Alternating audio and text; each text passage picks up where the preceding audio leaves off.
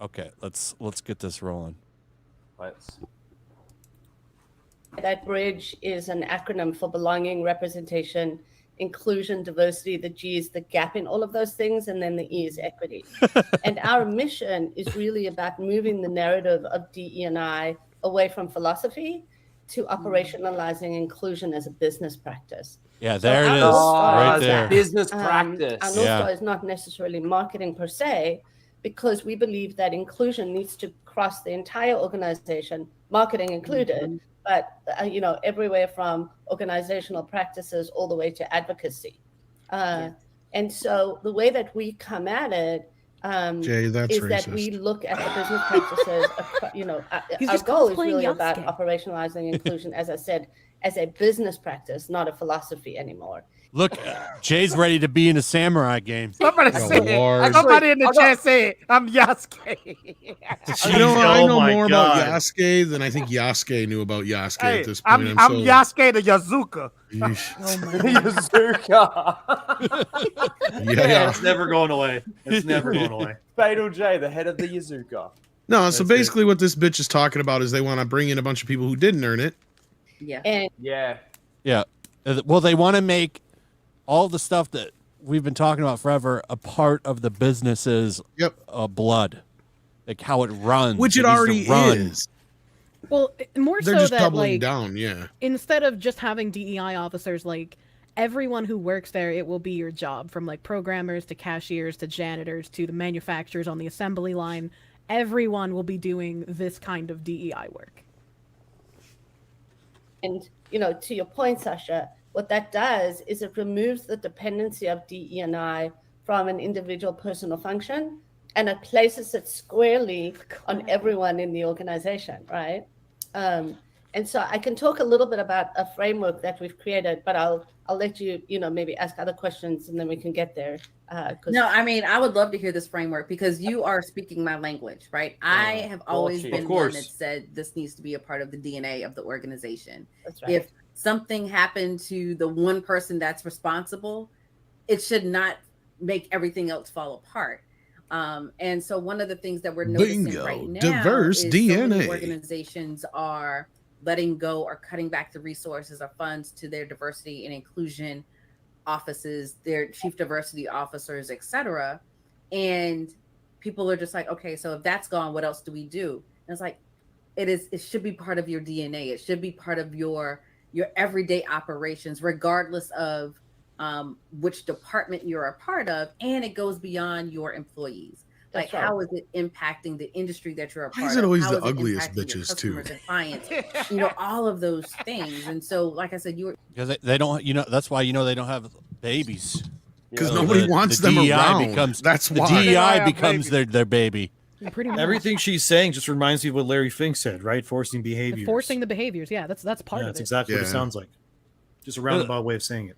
See, a lot of women are very liberal, and then they get married and have children, and then they become concerned. Yeah, when they realize I got to raise this human being.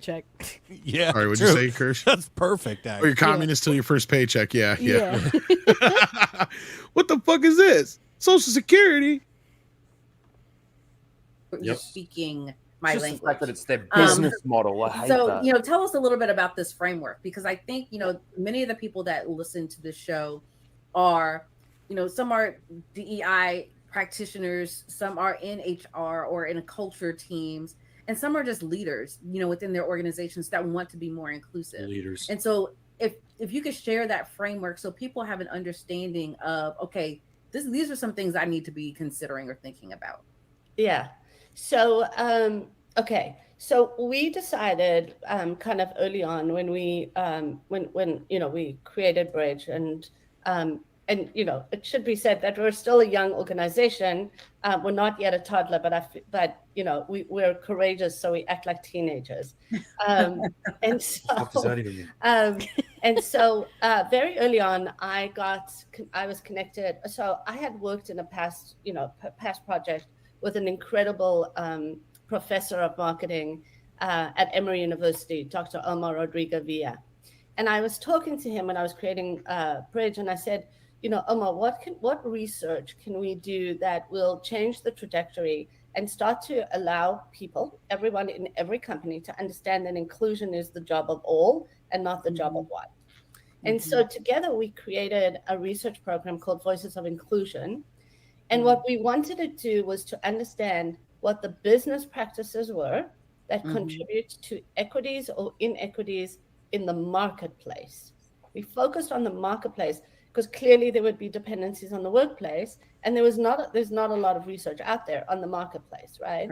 And so if you're an inclusive brand in the marketplace, then you're obviously doing some pretty good stuff in the workplace. So we interviewed about 50 chief diversity officers, chief marketing officers, and CEOs. And what I should say, just as a kind of aside, Sasha, I think it's important, is if you look at the Bridge board of directors, you'll see an intersection between chief diversity officers. So we have like the chief diversity officer from Discover Financial and Unilever and Nielsen. But then we have the marketing leaders from Colgate and Indeed and Campbell's. And then we have CEOs from a number of different companies. Because we believe, again, this is kind of acting out on our mission, is that the change needs to happen at that intersection of DE&I, marketing, and business. Fuck off.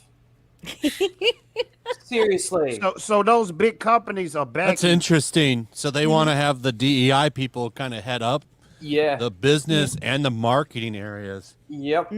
But so what you can never escape it. What was she saying about Colgate and Campbell? They're all a part of it. They're partners. They're all a part of it. See, man, this stuff is all together, bro. All this Hollywood and that's what I'm seeing. Like, so Bridge is bringing it all together as an essential piece of the business. I'm going to apply for a job there. Look like this. I got my ball and chain. This don't turn into a Halloween special. Well, you know what's funny about I just want to know this why does he have that collar? Like, what's the context? Why do you have that to begin with? I'm guessing it was a Halloween prop. It was. Yeah. It looks like a Halloween prop. Sure it was. Sure it was. Yeah, I used it in the sure. I actually took it off the chick downstairs just so that I could use it for the moment. Well, now she's gonna get away. Jeez. Shit. No. The police are coming. They're on their way right now. No, this just goes with my merch. The narrative's fucked. Is that your merchandise? Yeah. You get on Teesprings. I almost said that. I'm like, the narrative's fucked like this, and then everybody just started laughing, so I turned it into merch. The narrative's fucked. I like that.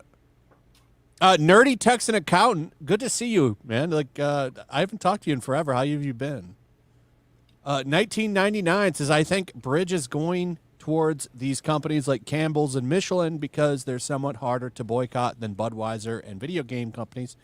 Not everyone needs beers and video games, but everybody needs tires and food. Yep. Hey, not to interrupt, but that Resimo Primer dude that was in the chat, bro, your channel is dope. You do Transformer content. Keep up the good work. Oh yeah, and you're right about the stuff we need every day, like the movies, the television, the video games. That's basically cigarettes and alcohol. That's, hook them while they're young. Yeah, for the younger audiences. Yeah. Exactly. Yeah, for the younger people. But those things are also the more older audience, and that's those things are also recession proof, though, right? Remember that too. Video games, not movies. Sorry, video games, alcohol, and smoking and stuff. Those things are some of the only things that will ever survive a recession, no matter what. Well, cigarettes have been almost phased out in America. That was like I've said, they've been replaced by vaping. Yeah. Still, same thing in my. But that's just I was just using an example. But yeah. Kids, yeah, you're right. It's scary. All these kids that are vaping, and they're getting hooked young. Yep. Hayden 75 for make fun of them young too. You get into a call and you hear someone hit you with that. You just got to be like, oh, is there someone smoking cock in the chat? What's happening? I just call them fruity little bastards. Hayden 75 for 20 says the whole point of Bridge is to push the message, make it part of your everyday life so that you're not able to escape, leave HR, and bring it to your job and everyday life, the bloodstream of life. Kirsche has spoken on it. Mm-hmm. I've been doing this for months, so there's a lot of Bridge content to go through. Yeah, it's all very interesting. I haven't looked into it until recently, and scary, and nobody has really been talking about it. No, I only made one video about it. It probably got suppressed, though, to be honest. But yeah, it's pretty freaky, man. It's Yeah, been I tried coming reaching up out to more like Tim often. Pool and even Asmongold, even though he's not political, just because like it's stuff that he still talks about sometimes with DEI, and you know, never got response. The Quartering made a video on it, so I'm very happy about that. There's been a few people who have talked about it, which is wonderful.